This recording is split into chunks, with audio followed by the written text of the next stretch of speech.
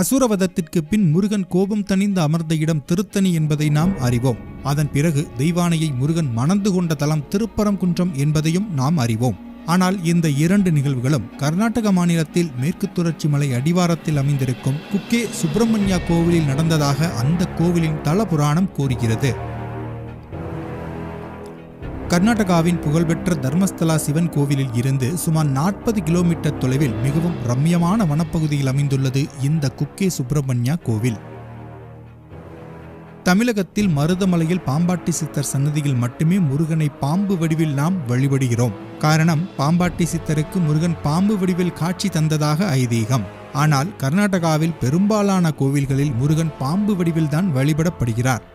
அதில் முக்கியமான 2 கோவில்கள் உள்ளன. ஒன்று காட்டி சுப்பிரமணியா மற்றும் இந்த குக்கே சுப்பிரமணியா ஆகும்.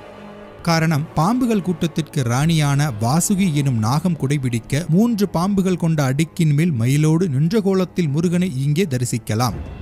இதற்கு ஒரு புராண கதை சொல்லப்படுகிறது. சப்தரிசிகளில் ஒருவரான கஷ்யப முனிவரின் மனைவிகள் கத்ரு, வினதா ஆகியோருக்கு இடையே அவ்வப்போது வாக்குவாதம் எழுவது வழக்கம். ஒரு சமயம் குதிரைகள் தொடர்பாக சர்ச்சை ஏற்பட்டு அவரவர் கூறுவதே சரி என்று இருவரும் வாதிட்டனர். யாருடைய கருத்து சரியானதோ அவருக்கு தோல்வியடைந்தவர் அடிமைப்பட வேண்டும் என்று முடிவு செய்யப்பட்டது. இந்த வாக்குவாதத்தில் கத்ரு தோல்வியடைந்தார். முன்னர் ஒப்புக்கொண்டபடி கத்ருவும் அவரது குழந்தைகளான நாகர்களும் வெற்றி பெற்ற வினதாவுக்கு அடிமைகளாக கருதப்பட்டனர். இதை சாதகமாக பயன்படுத்தி வினதாவின் குழந்தை கருடன் நாகர்களுக்கு இன்னல்கள் அளிப்பது தொடர்கதையானது. செய்வதறியாது தவித்த நாகங்கள் வாசுகி பாம்பின் தலைமையில் குமாரதாரா என்ற நதிக்கு அருகில் இருந்த குகையில் தங்க முடிவெடுத்தன. அதன்படி அங்கு வந்து சிவபெருமானை நோக்கி கடும் தவம் புரிந்தன. தங்களை கருடனிடத்தில் இருந்து காக்குமாறு வேண்டின. மனம் இறங்கிய சிவபெருமான் நாகங்கள் முன்பாக தோன்றி இன்னும் சில காலத்தில் தனது மகன் முருகன் இங்கு வரவிருப்பதாகவும் அச்சமயத்தில் உங்கள் குறைகளை கூறுமாறு பணித்தார். அதன்படி அனைத்து பாம்புகளும் குமாரதாரா நதியில் நீராடி சுப்பிரமணியரின் வருகைக்காக காத்திருந்து தவம் புரிந்தனர். சிவபெருமானின் வாக்குப்படி அசுரவதத்திற்கு பிறகு போரில் இருந்து விலகி இருக்க முடிவெடுத்த முருகப்பெருமான் இந்த தலத்திற்கு வந்து இங்கே ஓடிக்கொண்டிருக்கும் ஆற்றில் இரத்தக்கரை படிந்திருந்த தனது வேலை கழுவி அருகில் இருந்த குமார பர்வத மலை உச்சிக்கு சென்று அமைதியடைந்ததாக சொல்லப்படுகிறது. பின்னர் அங்கே கருடனுக்கு பயந்து பதுங்கியிருந்த நாகங்கள் தங்கள் குறைகளை முருகனிடம் முறையிட முருகன் நாகங்களை காத்தருளியுள்ளார்.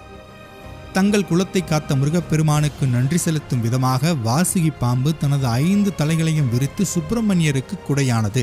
இதே ரூபத்தை இன்றும் குக்கே சுப்பிரமணியா கோவிலில் நாம் தரிசிக்கலாம். தமிழர் கட்டடக்கலை பாணியில் அமைக்கப்பட்டுள்ள கோபுரத்தை கொண்டுள்ள இந்த கோவிலுக்கு ஆதிசங்கரர் மத்வாச்சாரியார் வந்து வழிபாடு செய்துள்ளதால் இக்கோவில் பல யுகங்கள் கண்ட கோவிலாக போற்றப்படுகிறது. கடந்த 700 ஆண்டுகளாக மத்வாச்சாரியாரின் தந்திரசார சங்கிரகா என்ற வழிபாட்டு முறைப்படி இங்கே தினசரி பூஜைகள் மற்றும் சடங்குகள் செய்யப்படுகின்றன. தமிழகத்தில் 6 படை வீடுகளைப் போல கர்நாடகத்தில் இந்த குக்கே சுப்பிரமணியா கோவில் பார்க்கப்படுகிறது. மேற்கு தொடர்ச்சி மலையிலுள்ள குமாரமலை பகுதியில் அமைந்துள்ள இம்மலை இயற்கை காட்சிகளை தன்னகத்தை கொண்டுள்ளது. இந்த குமாரமலையை பாதுகாக்கும் விதமாக இதன் அருகே 6 தலை பாம்பு வடிவத்தில் சேஷமலை அமைந்துள்ளது.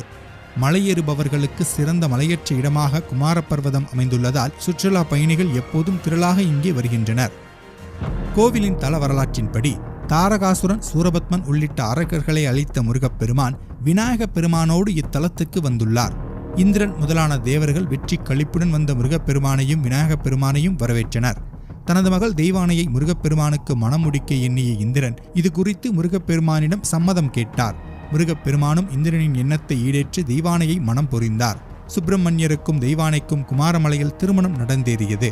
சிவபெருமான், பிரம்மதேவன், திருமால், தேவர்கள் அனைவரும் முருகப்பெருமானையும் தெய்வானையும் வாழ்த்தினர். அன்று முதல் தெய்வானையுடன் முருகப்பெருமான் இத்தலத்தில் எழுந்தருளி பக்தர்களுக்கு அருள்பாலித்து வருகிறார் என்கிறது தலபுராணம். மேலும் தாரகாசுரனை அழித்த முருகப்பெருமான் தனது வேலில் படிந்திருந்த குருதியை களைய குமாரதாரா நதிக்கு வந்தார் என்றும் புராணங்கள் உரைக்கின்றன. பரசுராமரும் தன் தாயை கொன்ற பாவம் நீங்க குமாரதாரா நதியில் நீராடியுள்ளார். பக்தர்கள் கோவிலுக்கு செல்வதற்கு முன் குமாரதாரா நதியில் நீராடி செல்ல வேண்டும். பின்புறம் உள்ள வாசல் வழியாக முற்றத்துக்குள் நுழைந்து குக்கே சுப்பிரமணிய சுவாமியை வணங்க வேண்டும். கோவில் முன் மண்டபத்துக்கும் கருவறைக்கும் நடுவே உள்ள வெள்ளித்தூணை வலம் வந்து அதில் பொதிந்துள்ள கருடனை வழிபட்டால் பாம்புகள் உமிழும் விஷத்தை எதிர்கொள்ளும் வல்லமை கிடைக்கும் என்பது ஐதீகம். குக்கே பட்டினன் என்றழைக்கப்படும் முருகப்பெருமான் உரையும் இத்தலத்தை பற்றி கந்தபுராணம் சனத்குமார சம்ஹிதை விரிவாக எடுத்துரைக்கிறது. இக்கோயிலில் தினமும் 9 கால பூஜைகள் நடைபெறுகின்றன. நாகதோஷ பரிகார ஸ்தலம் என்றழைக்கப்படும் இத்தலத்தில் காலையில் கோபூஜை, மதியம் உச்சிக்கால பூஜை, மாலையில் சாயரட்சை பூஜை ஆகியவை சிறப்பாக நடைபெறுகின்றன. காலபைரவர் சன்னதியிலும் சிறப்பு வழிபாடுகள் நடைபெறுகின்றன. டிசம்பர் மாதத்தில் இக்கோவில் மூலவருக்கு பூஜை செய்யும் அர்ச்சகர்கள் வாழை இலைகளில் விருந்துண்ட பின்னர் அந்த இலைகளை வரிசையாக பரப்பி அதன் மேல் பக்தர்கள் அங்கப்பிரதட்சணம் செய்யும் வழக்கம் பின்பற்றப்படுகிறது. டிசம்பர் மாதத்தில் நடைபெறும் சர்ப்பசம்ஹார பூஜை சக்தி வாய்ந்த பரிகார பூஜையாகும். ஒவ்வொரு மாதமும் ஆயுள்ய நட்சத்திர நாளில் நடைபெறும் பரிகார பூஜையான அஸ்லேஷ பலி கூடுதல் முக்கியத்துவம் பெறுகிறது. இருப்பினும் புரட்டாசி, கார்த்திகை, மார்கழி மாதங்களில் நடைபெறும் அஸ்லேஷ பலி பரிகார பூஜை செய்வதற்கு உகந்த மாதங்களாக கூறப்படுகிறது. அஸ்லேஷ பலி சடங்குகள் மற்றும் சர்ப்ப சம்ஹார பூஜைகளில் எண்ணற்ற பக்தர்கள் பங்கேற்று வழிபாடுகள் செய்கின்றன. குக்கே சுப்பிரமணியா கோவிலுக்கு அருகே ஆதி சுப்பிரமணியர் கோவில் உள்ளது. வால்மீகா என்றழைக்கப்படும் புற்று இந்த கோவிலின் கருவறையில் காணப்படுகிறது. மிகவும் புராதனமான இந்த புற்று வடிவங்கள் ஆதிசேஷன் மற்றும் வாசுகி என்று வணங்கப்படுகின்றன. வாசுகி உள்ளிட்ட நாகங்களுக்கு முருகப்பெருமான் அபயம் அளித்துள்ளதால் ராகுகேது தோஷத்தால் அவதிப்படுபவர்கள் இத்தலத்தில் உள்ள குமாரதாரா தீர்த்தத்தில் நீராடி வழிபாடு செய்கின்றனர். கொலை உள்ளிட்ட தீய செயல்களில் ஈடுபட்டு பிரம்மகத்தி தோஷத்தால் அவதிப்படுபவர்களும் மற்றும் முன்ஜென்ம பாவங்களால் சிரமப்படுபவர்கள் ஆகியோருக்கு இத்தலம் பித்ருக்கடன் நிவர்த்தி தலமாக விளங்குகிறது. மேலும் வயிற்று வலி, தோல் நோய், மனநோயால் பாதிக்கப்பட்டவர்களும் இத்தலத்துக்கு வந்து வழிபாடுகள் செய்கின்றன. தவிர காலசர்ப்ப தோஷம் நீங்க, குழந்தை பாக்கியம் கிடைக்க, திருமணத்தடை நீங்க, வேலைவாய்ப்பு பெற இத்தலத்தில் சிறப்பு வழிபாடுகளும் நடைபெறுகின்றன. முருக பக்தர்கள் அனைவரும் தரிசிக்க வேண்டிய ஒரு ஆலயம் குக்கே சுப்பிரமணியா கோவில்.